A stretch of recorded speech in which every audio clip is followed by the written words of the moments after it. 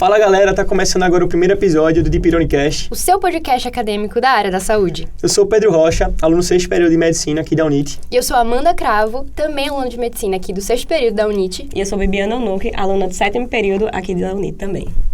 Então, galera, agora que tá começando o nosso primeiro episódio, acho que a primeira pergunta que a galera aí de casa deve estar se pensando é: o que é o DeepIronicast, Pedro? Como surgiu essa ideia? Então, eu tava no Congresso Brasileiro de Anatomia e eu fui assistir uma aula de um professor de Goiás e ele falou que estava com a ideia de criar um podcast lá em Goiás sobre anatomia. E eu pensei, putz, por que não trazer essa ideia aqui para Maceió? Não só para Maceió, nunca vi oportunidade assim, nunca tinha visto antes um podcast que seja feito por acadêmicos, entendeu? E esse que é o diferencial. Então, é um podcast de acadêmicos para acadêmicos, precisamente os da área da saúde, porque a gente sabe que acadêmico nem a gente, que a gente não tem tempo para nada. Então, o intuito desse podcast é trazer informação de qualidade, de uma maneira que você tenha experiência, né, para você escutar com convidados inusitados, sempre. Excelente. Então, a gente vai estar sempre trazendo médicos, fisioterapeutas, psicólogos, profissionais da saúde e também acadêmicos para debater esses temas. Importante para o estudante da saúde, quanto para o acadêmico que quer formar uma profissão, ser um profissional bom. Exato. E o tema de hoje, qual vai ser, hein? Qual é o tema de hoje? O tema de hoje é o Lattes, currículo Lattes, e não é o do cafezinho que eu tô falando, gente. E para falar sobre isso, a gente convidou a Bibi, que é uma pessoa muito experiente nesse tema, e eu acho que ela tem muito a agregar, a trazer para o nosso podcast. Gente, obrigada pelo convite, né? Na verdade, como o Pedro tinha falado, o podcast nasceu com a ideia do Pedro e ele e a Amanda vão sempre levar o programa juntos e eu tenho a honra de estar na direção com eles. Lattes é uma coisa que eu tenho mais expertise, né? Trabalho com essa parte de consultoria em Lattes, inclusive. E gosto bastante de conversar sobre assuntos. Então, não vai ser muito difícil para mim não conversar e debater com vocês, trazer os pontos que devem ser abordados num bom Lattes, construir um bom Lattes, né? Exato, perfeito. Muito obrigado pelo convite, pela presença. Obrigado pelo convite, digo eu, né? Tá tudo em família aqui. Tá tudo em família. Acho que a primeira coisa, quando a gente pensa em currículo Lattes, é quando a cara entra na faculdade, ali mais ou menos no 2º período, e é bombardeado de informações. Cara, você tem que fazer monitoria, você tem que fazer iniciação científica, artigo, e por aí vai, né? Uhum. E aí, meio que na minha cabeça, Bibi, eu crio um checklist. Cara, eu tenho que fazer isso, eu tenho que fazer isso, eu tenho que fazer aquilo. Sei por que eu tenho que fazer essas coisas? Não, mas eu sei que eu tenho que fazer. O que você acha disso? Então, esse famoso setlist, né? Que tipo, o povo fala, não, você tem que fazer tal coisa para ter um bom currículo. Não necessariamente ele existe, porque cada edital é um edital, né? A gente tinha conversado sobre isso até uma vez. E nem todo currículo vai se adequar a ele. Você consegue construir um bom currículo com em várias áreas, né? No seu decorrer do seu curso, você não precisa tentar abraçar o mundo com as pernas, fazendo muita coisa ao mesmo tempo, acabando deixando de lado até a sua própria graduação, preterindo isso e fazendo várias coisas extracurriculares. Não é esse o foco. O foco é você fazer a sua graduação bem feita, enquanto você constrói um Lattes forte, competitivo, para ir para provas de residência e etc. Como, por exemplo, quando a gente fala de monitoria. Monitoria é um ponto muito forte em Lattes. Sim. Em coisas de Lattes, né? Eu fiz monitoria porque é um ponto importante. É inegável que monitoria é um ponto importante. Mas, por exemplo, eu não sinto... monitoria, para mim, não é uma vocação. Para algumas pessoas, eu sei que é uma vocação. Como, por exemplo, eu sei que para você é monitor e você gosta muito de ser monitor. Gosto demais. Acho que quando a gente entrar nesse tema aqui hoje da monitoria, vai ser uma discussão massa. Exato. Então, na verdade, não existe esse... Você tem que fazer isso, você tem que fazer aquilo. Tudo bem que existe o primeiro passo que você tem que tomar. Então, Bibi, dentro desse tema, a gente tinha aberto uma caixinha de perguntas lá no Instagram pra galera que tá interessada mandar perguntas pra você responder, beleza? Beleza. Então, o @LaísMercesM mandou a seguinte pergunta: quais são as coisas mais importantes para se ter no currículo? Então, se eu falasse que você só tem tempo para fazer uma coisa e uma coisa única no seu currículo inteiro, eu ia falar que tem que ser iniciação científica.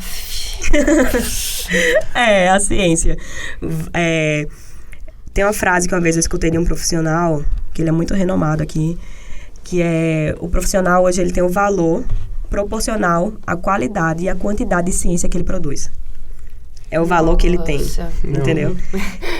E, então, é muito importante o impacto da ciência no seu currículo. A iniciação científica, ela existe justamente para não só você pesquisar, mas para você difundir conhecimento. E principalmente entre os seus pares, porque quem vai ler o seu artigo que você postar no final da sua iniciação científica vão ser acadêmicos, médicos e afins, entendeu? Então, você tem aquela coisa que você produziu, foi uma coisa que você construiu durante um ano, normalmente uma bolsa de iniciação científica dura 1 ano, e ela lhe dá 2 pontos. Por que eu falo que você tem que fazer a iniciação científica? Tudo que você vai colocar no currículo, existem pontuações. Cada edital tem uma pontuação diferente. Boa, a gente sabe que, por exemplo, a USP São Paulo é o xodózinho de muita gente. USP São Paulo. Né? Exato. Todo mundo fala, nossa, as escolas paulistas. Exato. É o que eu quero. É lá que eu vou. Mas a gente não pode preterir outras faculdades muito fortes. O FMG, fortíssima. Faculdades do Rio, fortes em Brasília. Cada uma, em algumas especialidades, são mais fortes em algumas outras regiões. Não necessariamente as escolas paulistas. E muitas faculdades aderiram, por exemplo, o ENARE. Sim.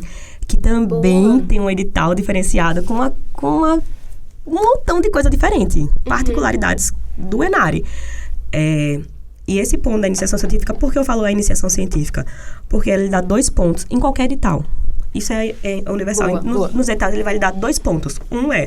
Ele vai lhe dar 1 ponto porque você fez uma iniciação científica. Aí a gente entra em um ponto.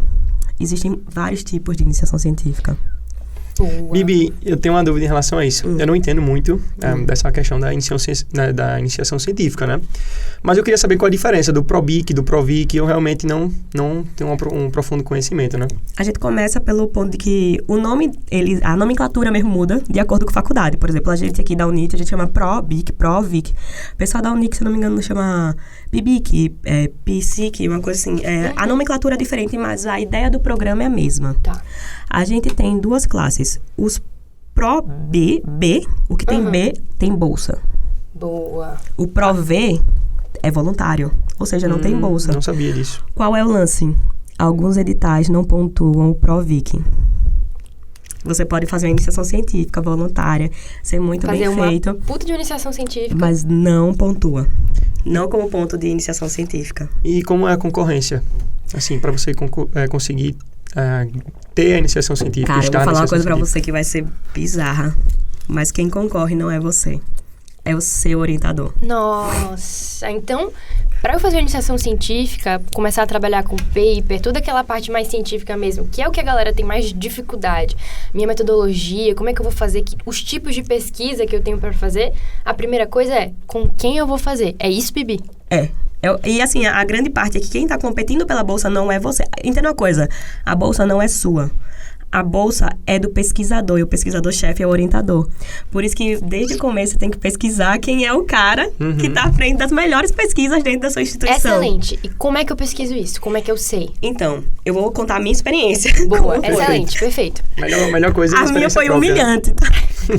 Porque a minha, eu entrei no... Vocês sabem que eu tenho uma graduação pregressa, né? Sim. Eu sou advogada. Trabalho até hoje e tudo mais. Então, eu não sou... Eu tenho uma cara de nova, mas eu não sou nova. Respeita a nossa advogada, tá? E aí, eu entrei na faculdade no primeiro período.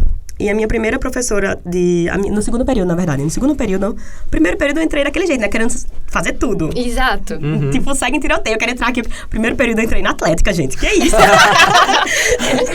Com todo respeito aos participantes de atlética. Não, eu entrei porque, tipo... eu ia fazer o quê na atlética? Eu só tava lá porque eu queria estar, entendeu? Nem sabia que tem um papel. E tem um papel, tá na atlética. Pontua também. Sim, perfeito. É perfeito. Desculpa, tá, sei que eu tô meio doente, gente, mas continuando. E aí... no segundo período, eu já sabia que eu queria ciência e que eu gostava da ciência. E aí, a minha professora do segundo período de histologia foi a Ana Cássia.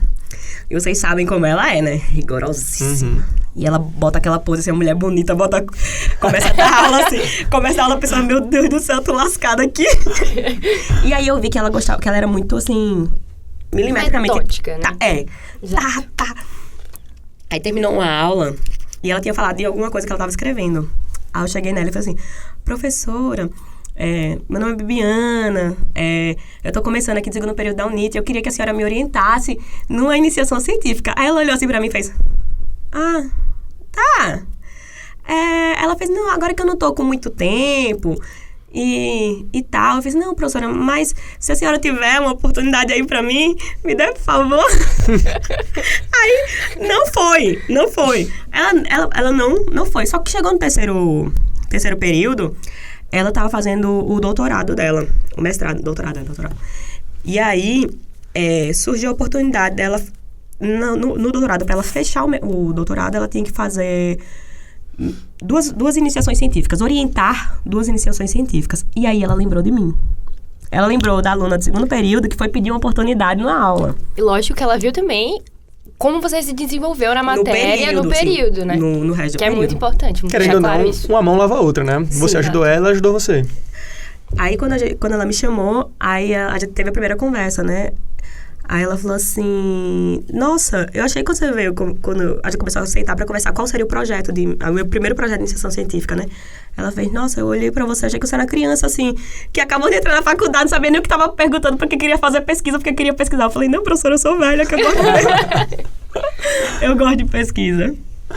Mas é assim, eu acho que você tem que procurar os seus laços de afinidade. Normalmente você tem um profissional que você olha, admira e fala, poxa, esse cara aqui, todo mundo consegue bater o olho num professor e fala, esse professor aqui é diferenciado, pô. Exato. Aí chega, é aquela coisa, né? É como namorar, é como flertar. Você vai chegar no cara e falar, professor, por favor, dê uma oportunidade aqui pra esse aluno humilde que não tem nada. E depois que você conseguir o sim ou até o não, o lance, eu acredito, né? É mostrar serviço. Escrever o projeto. Trabalho e proatividade pra fazer isso, né? Muita gente não sabe que o professor tem muita responsabilidade. Normalmente, assim, é obrigação do professor escrever o projeto. Mas não custa nada você, o interessado, arregaçar as mangas e ajudar o professor na escrita do projeto. Verdade. Entendeu? Tem muita gente que só espera o projeto vir de mão beijada. Inclusive, pensando aqui, esse tema só de iniciação científica, de como você começar os seus papers, seus trabalhos, como ler, como interpretar, revistas predatórias, acho que dá tema até para um outro podcast. Com certeza. Então, fica ligado nas nossas redes sociais, quem sabe esse já não vai ser o próximo app, né? Quem sabe? Então, Bibi, a gente falou sobre iniciação científica e você tinha falado antes sobre a pontuação no Enari. Isso. Qual é a outra coisa que a gente pode fazer que pontua muito? Por exemplo, monitoria, pode ser uma delas, por exemplo? Monitoria pontua bastante. Eu acho que monitoria é aquele tema que, assim, tem 2 pontos, né, na monitoria. Ela pontua diferente em cada edital. E de forma diferente, pelo tempo diferente.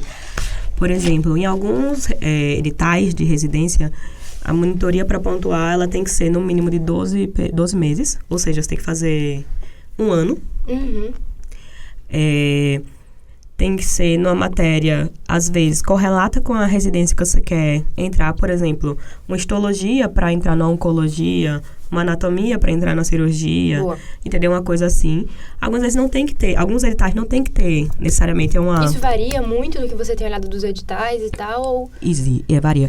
É porque é o seguinte, é interessante falar que a pessoa tem obrigatoriedade de ler o edital. Perfeito. Para você tentar uma prova de residência. Você espera que a pessoa, no mínimo, pare para ler. Uhum. Para você ter noção, a maioria das pessoas não sabem que a maioria dos certificados emitidos em eventos não são válidos.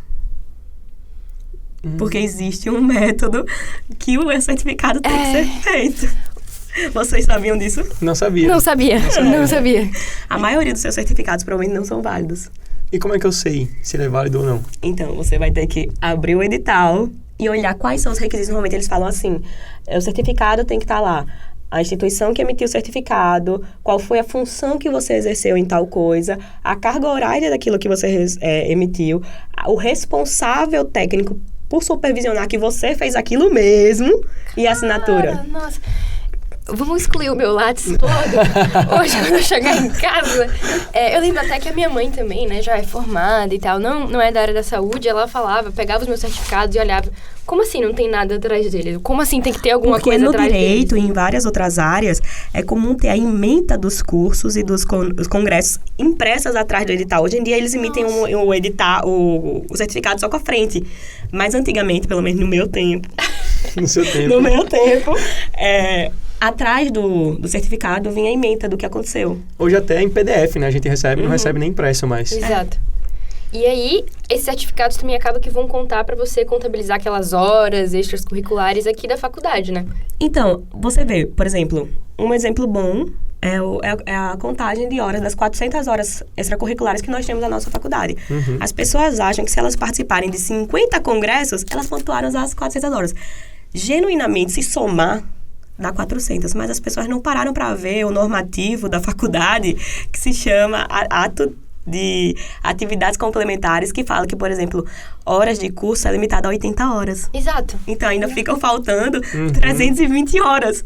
Ou seja, de onde vai tirar 320 horas? Aí vem de curso, vem de, por exemplo, escola de línguas. Boa. Vem de projetos de extensão. Então, por exemplo, se eu tiver feito uma escola de línguas antes da faculdade, entra? Em alguns editais, inclusive para residência, sim. Mas no mínimo 3 anos em uma escola de língua certificado, ou ter feito uma prova de proficiência, como, por exemplo, o Cambridge ou TOEFL. Sim. Boa. Sobre esse tema, assim, mais extracurriculares, o que de extracurricular entra? Porque, assim, pessoalmente falando, depois de um tempo que eu fiquei tão ali na loucura do Lattes, mais ou menos ali P2, P3, a pessoa realmente fica querendo, eu quero preencher, eu quero colocar coisa, eu vi, o que eu tenho certificado vai entrar aqui. Então, até as musiquinhas do meu Instagram autoral, tá lá. Coloquei. E aí, Bibi? Ruim, bom, tira agora, tira mais tarde. Não, tem certificado de vários simpósios, né? Simpósio de unha encravada. Você bota lá, tá ligado? E não vale nada, tá ligado? Não vale nada. Fiz essa musiquinha aqui sobre os 12 pares de nervos cranianos. É minha, vai pro currículo. Não, isso é bom. Eu vou dizer assim, tem coisas que não é pertinente você colocar no Lattes. É normal. Mas tem coisas que são muito pertinentes. Por exemplo, eu vou dar um exemplo do que foi colocado no Lattes de uma pessoa que é muito famosa e que contou bastante. Não sei se conhece uma blogueira chamada Flávia Ju. Conheço. Pronto, ela é famosíssima, cirurgiã plástica belíssima. E ela, na época... Uma japinha, né? Japinha, Sim, ela botou no Lattes dela que ela foi atleta de natação da Atlética. O Lattes tem que entender que você coloca o que você quiser. Você coloca o que você quiser. No caso, por exemplo, as suas músicas autorais, eles são um hobby seu. Isso é uma outra versão da Amanda. Perfeito, tudo bem. Sim. Mas isso é uma puxada de conversa que você vai ter com o seu examinador. A sorte da Flávia Ju foi que o examinador dela também tinha participado da Atlética e era nadador. Muito massa. Então, a puxada da conversa deles não foi sobre ela participar da Atlética, foi sobre a natação. Então, foi a forma que ele naturalmente puxou e dela começar a vender o peixe dela como uma grande acadêmica de medicina, que na época ela já era. Inacreditável. Eu já consigo ver. No meio da entrevista, abaixo aqui. Eu pego o ukulele. Boa tarde, entrevistador. Muito. Mas Então, Bibi... mas só tem que tomar cuidado pra não encher o Lattes de besteira. Sim, sim, com certeza. Claro. Tem que ter sempre discernimento. Será que é pertinente você colocar que você, sei lá, ganhou um prêmio de aula de balé se você quer concorrer a, tipo, patologia? Uma vaga, não tem. Não encaixa, né? Não encaixa muito na história, meio que você se perde no personagem. Sim. Perfeito. Mas se for algo que te caracterize, você fala, poxa, isso aqui é da minha personalidade. Sim. Você é atleta, né? Eu acho que todo mundo conheceu, já deve ter assistido Mãos Talentosas. Já? Não. Cara, você precisa assistir esse filme. Vocês precisam assistir esse filme, Vamos Mãos assistir. Talentosas. Ele fala de um neurocirurgião brilhante. E ele era um cara negro, dos Estados Unidos, periférico. E aí, ele se toca de que, tipo, a música clássica é o que todo neurocirurgião meio que gosta e ele sempre gostou. E aí, o que chama a atenção do entrevistador dele, na entrevista dele, ele não era o currículo mais forte, mas foi que ao sair da sala, o examinador estava escutando a música e ele fez, Vivaldi, né? Aí o cara olhou pra ele diferente e fez, pô, esse bicho aqui... É bom. É bom. É bom. É bom. Entendeu? São detalhes que, tipo, fazem parte de quem você é, mas são importantes pra vender você. Muito legal. E agora vamos dar seguimento aqui ao nosso segundo bloco de perguntas. E a Bibi falou uma coisa no início muito interessante, acho que a gente vai conseguir fazer uma discussão legal sobre, que é monitoria. Como foi a sua experiência na monitoria, Bibi? É neutra, na verdade, assim, eu não digo que foi muito boa, porque, assim, eu vou dizer uma coisa pra vocês, eu sou a falsa extrovertida.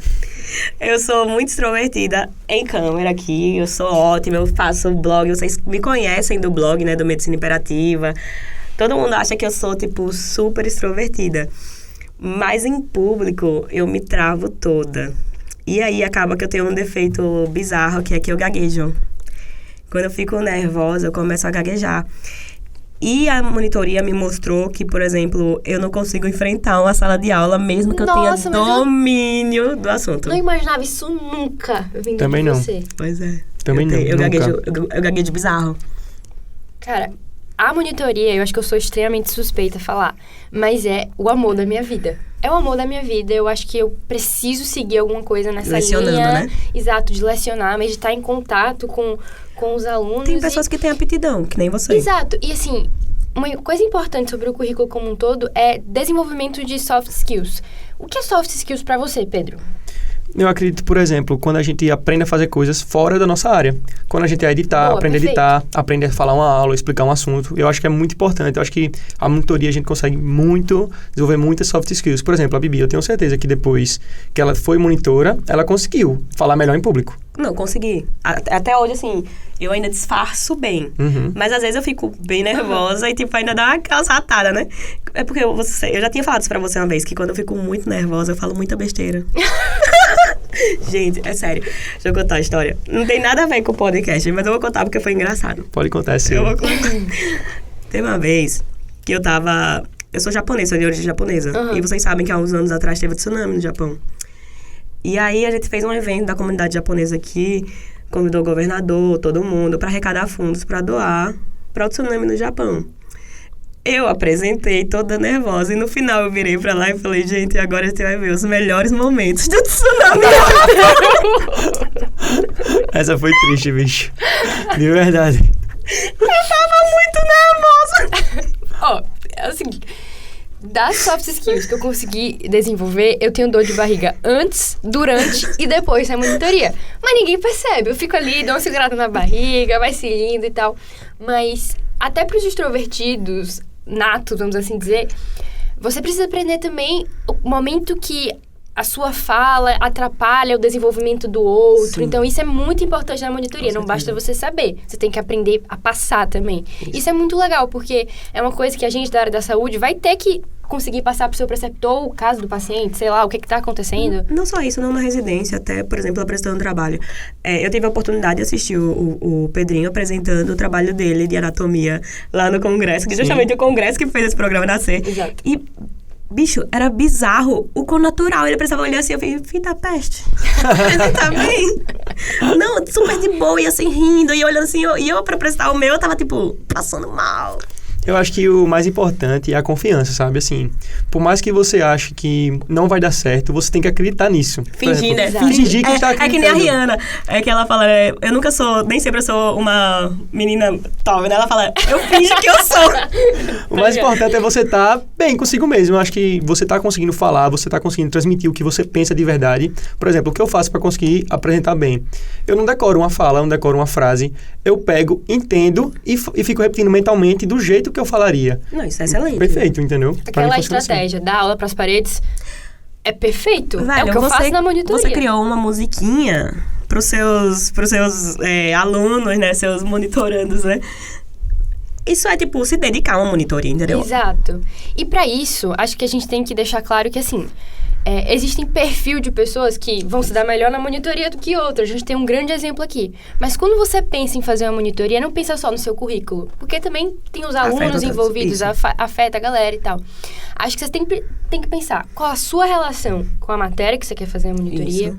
qual a sua relação com o assunto que você vai apresentar a monitoria e qual a sua relação com o preceptor da monitoria, né? Se Isso. você tem uma boa relação, tal. Nossa, isso é muito importante falar do professor que fala a monitoria. Porque, por exemplo, assim, eu tenho experiências, assim... Eu vi, né?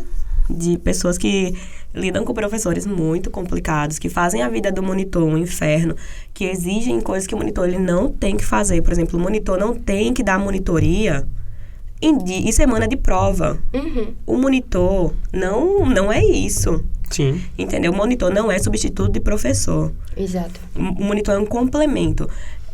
Por exemplo, eu tive a sorte de ter também a Ana Cássia como porque eu gosto de histologia, como a minha professora de monitoria. E ela falava, em semana de prova, se os meninos vierem atrás de você, você não vai não.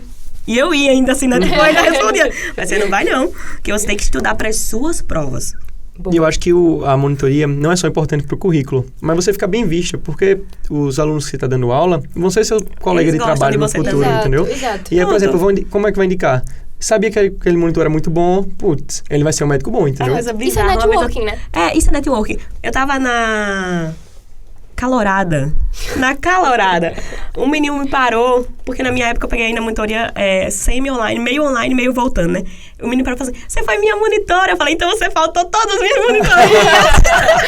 Muito bom, muito bom. Eu faço isso muito também. Tipo, Amanda, você quer? Começa a me perguntar um monte de coisa. Cara, tem tanto tempo que eu não te graças a Deus vejo, que né? você faltou. Qual foi a última vez que você foi pra monitoria? É aquela história, o aluno chega no professor, quantas faltas a gente reprova? Aí o professor, quem é você? Exato, exato. É isso mesmo. Acontece isso e a gente sente na pele o ódio disso pra todos os professores que eu já faltei alguma aula perto Não, e é dela. muito engraçado. É a semana de você aplicar a prova. Eu odiava aplicar a prova. Porque eu não consigo os bichinhos, gente. Eu fico com dó. Eu vejo uma pesca de longe e falo, vou fingir que eu não vi. Não, bichinho. Ninguém vai saber que eu vi. O E triste segue, vida que coitado. segue. Mas é muito importante isso. Até porque, por exemplo, assim... Vamos dar um exemplo do Enari. O Tá. Enari hoje, ele pontua pra monitoria 6 pontos. E aí eu fui lá, 6 pontos, massa, 2 anos, né? Por monitoria, 2 pontos. Ou seja, são 3 monitorias. Caraca! Mas ele não sabia. considera monitorias de 12 meses. São 6 meses. Então, tipo, mas mesmo assim, mesmo que tenha feito uma de 1 ano, ele não conta como 2. Putz! Ou seja, Então são 3 anos como monitor pra você conseguir os 6 pontos. Se você quiser o máximo, sim. Mas tem que ser remunerado ou voluntário também conta? Não, esse é o ponto bom. No Enari, isso é independente de qualquer monitoria. Mas, assim, alguns eventos acadêmicos acabam colocando o papel de monitor em evento acadêmico. sim, sim. Isso não é válido. Sim, Tá. É só monitoria institucional. De alguma Acadêmica. matéria, isso. perfeito. Ok. E o certificado, para ser válido, tem que ter o nome do professor. Aquele mesmo esquema que eu falei. Quem for responsável por você. Bibi, outra coisa que eu vejo muito aqui na faculdade, nas outras, são a criação de ligas, né? E, assim, qual a importância dessa liga, tanto na vida prática quanto pro currículo?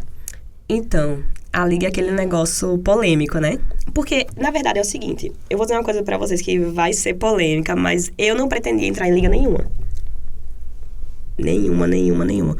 Porque a liga, na verdade, ela serve como uma abertura para você em vários aspectos. Científico, de campo de prática. E não é para ser snob, não tô sendo snob, mas eu já tinha tudo isso sem entrar em uma liga. E a liga dá muito trabalho. Dá. Você Nossa, fazer dá. parte... Porque assim, se você vai fazer parte de uma liga, você tem que fazer por inteiro. Você tem que dar o seu melhor. Se tem aula, alguém lutou por um professor para vir dar aquela aula. Então você tem que assistir. Sim. Se tem um evento externo, alguém lutou para organizar aquilo ali. Então você tem que prestigiar. Uhum. Se tem uma oportunidade de publicar, se você não publicar, você é besta. Se tem um professor Exato. oferecendo vaga na cirurgia dele, a gente tem que aproveitar, né? Eu penso assim. Com certeza. Então, tipo, esse é o papel da liga. Então, eu já estava tão sobrecarregada, porque eu trabalho ainda hoje, ainda advogo.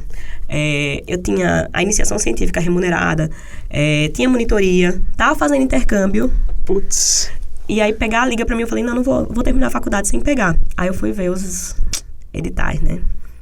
A liga pontua bem e pontua diferente. Cargos de direção ou cargo de participante da liga. Então foi essa pergunta que o @AndréLDN9 mandou.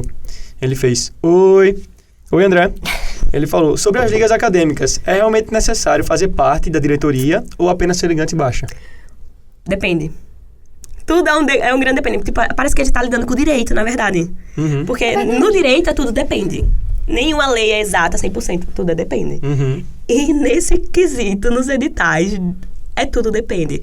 Porque o edital de um concurso vai falar uma coisa, o edital de outro outra. Por exemplo, na USP, independe se você for ligante ou diretor. O que vai modificar para pontuação máxima é o tempo que você permanecer na liga. Como diretor 1 ano, como ligante 2. Sim. Pontuando em 2 ligas diferentes. E a liga funciona meio que uma família acadêmica. Isso. É um networking absurdo também. Isso. E eu acho que aquele negócio, a liga ela abre muita oportunidade para você, principalmente se você já sabe o que você quer. Porque é muito legal quando você legal. sabe o que você quer. Por exemplo, eu sei que você quer neuro. Neuro. Eu não sei. Você não sabe o que você quer. E eu tô naquele grande vácuo também. Eu tô meio que assim, né? Todo mundo queria que eu fosse pra cardio. Eu não vou. Mas eu gosto muito da onco. Nunca escondi ninguém. Sim. A liga serve muito quando você sabe para o que você quer ir, para você direcionar um bom currículo para isso. Eu não digo que desde o P1 você bateu o pé e falou assim, eu vou ser ortopedista e só faço tudo na ortopedia. Só faço residência, só faço trabalho na ortopedia, só faço monitoria se for uma matéria de anatomia, principalmente se for só sobre osso, entendeu? Aquela penca de osso tudo e um menino falando, não, só faço se for sobre isso. Ele tá achando que ele tá fazendo o máximo. E ele não tá. Não tá. O nome disso, eu não sei se é real esse nome, mas a gente fala muito entre a gente e eu venho lutando contra a subespecialização precoce. Nossa Senhora. Diga não a isso. Cara, você antes de ser especialista, você é médico. Generalista. Exato. Tem que saber tudo, cara. Tem que saber tudo de tudo. Pra vocês que não sabem o que querem ainda, principalmente dos períodos mais inferiores, cara, a onda, eu acho que é você conhecendo um pouquinho de tudo, até que os olhos brilhem, que você se reconheça em uma especialidade e tal, que acontece no tempo de cada um. Sim, e eu acredito que, independente da subespecialização, a gente vai ter que saber coisas gerais de medicina, entendeu? Com certeza. Na área da saúde, não só como médico, mas, por exemplo, nas outras áreas da saúde, Isso. a gente tem que saber um pouco sobre tudo. Eu vou dar um exemplo muito bom. Eu sempre pensei muito nisso, já que eu não sei minha área afim. Por exemplo, uma área que eu sei que eu não quero de jeito nenhum é psiquiatria. Mas sabe qual é a minha pesquisa de iniciação científica? Psiquiatria, saúde mental. Eu não deixei de fazer porque eu não gosto da área. Foi uma oportunidade que me foi aberta, eu não neguei ela. Minha monitoria. Não, sim, aí tem uma área afim correlata com oncologia, eu fiz histologia. A liga que eu faço parte, medicina do esporte, eu nem cheiro a ortopedia, entendeu? E aí, tipo, quer dizer que o que eu tô fazendo, eu não tô me bitolando. Eu acho que você não tem que colocar um arreiozinho e ir pra um caminhozinho porque alguém disse que você tem que ir. É a mesma coisa de você achar que você tem que fazer milhões de coisas. Você não tem que fazer. Eu vou dizer uma coisa bem séria. Você não precisa se encher de trabalhos e atividades e achar que se o seu currículo vai ter 1000 coisas, ele vai ser mais forte do que uma pessoa que vai ter, 3 coisas muito fortes. Não vai. Não vai. O que importa é a qualidade, né? Porque, por exemplo, a gente pode sentar e botar os nossos currículos pra brigar de frente como se fossem 2 monstros. Nunca aí faria o meu... isso. Nunca faria isso. Não, mas vou dar um exemplo. Aí vamos dizer que eu fui, em 2 congressos, tenho 2 artigos publicados em uma revista B5, tipo A1. Eu tenho um artigo no A1 e tenho uma iniciação científica. Você tem 10 congressos, você tem 5 ligas, você tem 10 projetos, você tem 1 milhão de projetos de extensão. Ainda assim, só pela revista A1 na publicação, meu currículo é mais forte que o seu. Acho justo, né? Acho que mas mais também importante. é uma A1. Uma A1 é uma coisa absurda, surreal. né? Exato. Absurdo. E aí, nesse ponto, quando a gente fala de liga acadêmica, esclarecer o que é uma liga acadêmica, é uma proposta de você adentrar mais em uma área específica, ter campo, que é o que a galera reclama tanto da área de saúde. Eu preciso de campo, eu preciso ir pra prática desde cedo. Não necessariamente você precisa, a teoria e a prática andam juntas, mas a liga é uma oportunidade de você conseguir isso. Qual a diferença dessa liga para um projeto de extensão? Pronto, massa. Vamos lá. O que diferencia uma liga de um projeto de extensão é começo, meio e fim, na verdade. É isso. Um projeto de extensão tem começo, meio e fim. Tem data para acabar. Você entrega um relatório e você espera produzir alguma coisa por meio disso. Uma liga acadêmica, ela é um órgão que faz parte e é reconhecido pela instituição de ensino. Por exemplo, eu e você fazemos parte de ligas acadêmicas, mas também fazemos parte de grupos de estudo, que são projetos de extensão. Nem por isso produzem menos do que ligas acadêmicas, acabam produzindo muito mais e eles têm o mesmo valor. No final, se for contar para o critério de certificação, todos os dois vão ter certificação. Mas a liga, ela tem um papel de continuar. Tanto que quando uma liga ela é desativada por... ruim pra liga. Muito ruim pra liga. Não, mas ela pode ser reativada. Isso, perfeito. Ah, tá. Alguém, por exemplo, assim, a liga morreu. Dentro da faculdade morreu porque, os entes foram embora e ninguém quis continuar, ou não botaram sucessores. Um aluno do P1 pode visualizar que aquela liga está inativa e ir lá pedir para reativar como presidente e montar de novo a liga, entendeu? Pode fazer isso se o professor se interessar. Eu acho isso super válido. Isso. Agora um grupo ou um projeto de extensão, não. Ele começou e ele vai acabar. Sim, Muito legal. perfeito. E até acho que uma coisinha que a gente só esqueceu de comentar da pergunta do André é que acho que o mais interessante, além de você ser diretor ou ligante, é você ir crescendo na liga. Nossa, eu acho que o mais importante é Né? você ser útil. Exato. Perfeito. É você ser Perfeito. útil, pelo amor de Deus, sejam úteis. Entrou como ligante, viu como é que funciona a dinâmica de uma liga? Se você for bom, se você fizer um bom trabalho, você vai aparecer na próxima diretoria e vai seguindo, né? Não, ofereça ajuda. Sempre tem alguém precisando de ajuda, Exato. é sério. Eu acho que a questão é a seguinte, por exemplo, a primeira vez que eu entrei na diretoria de uma liga, eu não sabia nada da diretoria que eu tava. Aí eu falei, o que eu tiver que fazer, eu faço. Mande e eu faço, entendeu? Eu vou atrás, o importante é a pessoa ir Como que foi a atrás. sua primeira A Bibi diretoria? sabe foi com ela. A Bibi sabe foi com ela, a gente é diretor de extensão de uma liga. Eu chamo ele de meu carrapato. E eu disse pra ela, olha, Bibi, nessa diretoria eu não tenho muito conhecimento prévio, eu não sei como se conseguir Não, e foi ajudar. muito engraçado que quando pediram pra eu mudar de diretoria, né? Porque eu amo a ciência, né? Então eu amo a científica. Pediram pra eu ir pra extensão. Aí eu falei, então eu vou pra extensão. Eu falei, você quer ficar na científica? Ele, não, eu vou com você. Justamente. Legal. Gente, que discussão boa, que discussão legal. Acho que a gente conseguiu falar de alguns dos principais pontos de Lattes Sim, e já com ficou certeza. claro que se a gente quiser adentrar por qualquer um dos pontos, a gente tem assunto legal pra discutir Tem, também, perfeito. né? sim. E assim, é porque na verdade, esse assunto não é um assunto pequeno, é um assunto muito grande, porque é a sua vida num documento. Perfeito. Então é a sua vida acadêmica inteira. Então, tem coisa que tem mais valor, tem. Tem coisa que tem muito trabalho, não tem tanto, e você acaba gastando muito tempo e não tem tanto valor. Tem, e a gente gasta muito tempo. Mas, no final, você fazer uma coisa bem estruturada, com um propósito, dá certo. Essa ideia de que existe um checklist, que você tem que cumprir alguns requisitos, que só vai passar se tiver XYZ, não é verdade. Já passou, assim, no começo eu dizia para os meus amigos, inclusive, porque eu acabo ajudando eles a organizar o Lattes deles, que Lattes não reprova ninguém. Isso não é mais uma realidade, tá, gente? Lattes reprova. Reprova. Reprova real.